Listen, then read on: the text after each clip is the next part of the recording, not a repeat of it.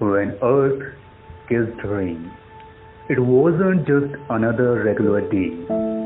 It had been raining incessantly from down, and the world was wet and grey. It was hard to understand whether the heavens were pouring their wrath or showering their blessing. He, he stood at his door and saw her coming, walking towards him.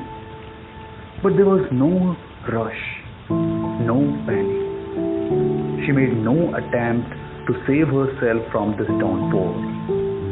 It was as if she was paused, thirsty for more. With her sandals in one hand and a red daisy in the other, she splashed in the puddles and soaked in the raindrops. He almost expected her to melt in the rain and become a part of it. Suddenly, in the midst of those wild splashes, through her beautiful wet eyelashes, she looked up towards him as if she could read his thoughts, and then, unexpectedly, she stopped and lifted her arms on her side, looking up at the thundering skies, as if challenging them to drown her, dissolve her. He couldn't make out clearly, but it seemed her smile was lying, her eyes were crying.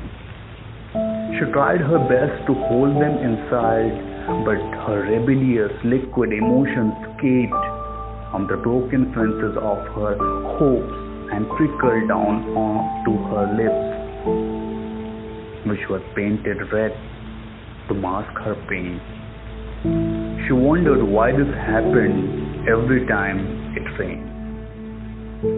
Once again the thunder did roar.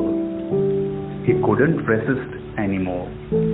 Barefoot, he walked towards her, soaking in the energy of the wet grass.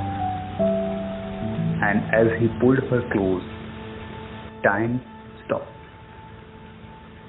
I suppose he kissed her tears, he kissed her pain. He was his earth, she was his rain. Thank you so much.